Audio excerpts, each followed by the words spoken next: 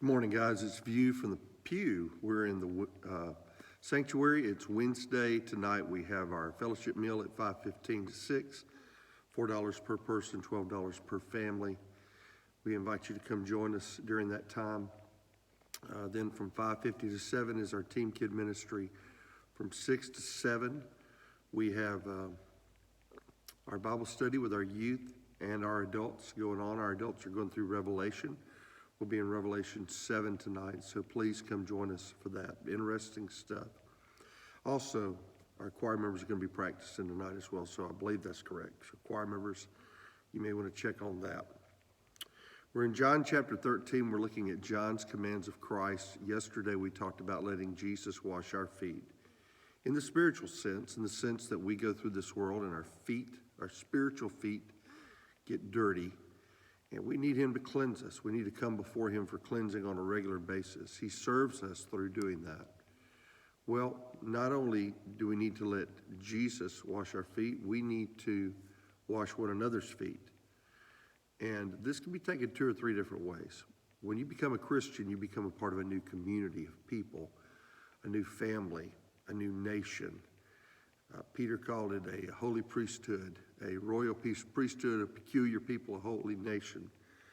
And here's what Jesus says about our relationship to one another and these dirty feet that we can get by walking through this world. He says, so when he had washed their feet, taken his garments and sat down again, Jesus said to them, do you know what I've done? You call me teacher and Lord, and you say, well, for so I am.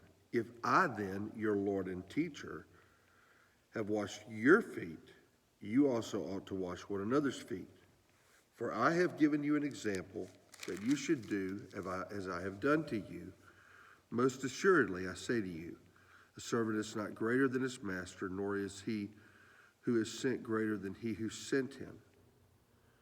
If you know these things, blessed are you if you do them. So, washing one another's feet. Let's look at it two or three different ways. First, out of love, we serve one another. We're willing to get on our knees to take care of one another's needs. And we want to do that. We want to provide for one another. We want to put others before ourselves. That's part of being a Christian.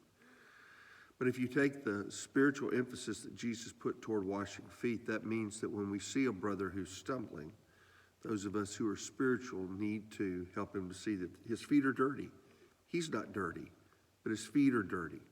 And I'm going to tell you, my feet have gotten dirty before. I've had sin in my life that needed to be dealt with, and I've needed a brother or sister in Christ to help me to see my dirty feet, my spiritual need, even in the midst of my life in Christ. So that's a hard thing to do because we don't want to offend people. We want to be tolerant. We want to be loving. But Jesus' act of washing their feet was the most loving thing. They weren't offended by that, only in the fact that they didn't think that their Lord and Master should have to wash their feet. Well, he says to them this, if I do it, then you do it. You care for one another's needs, physical and spiritual. And when you do it, that is your greatest act of love. So may God help us all to wash one another's feet today. And God bless you, and you have a good Wednesday.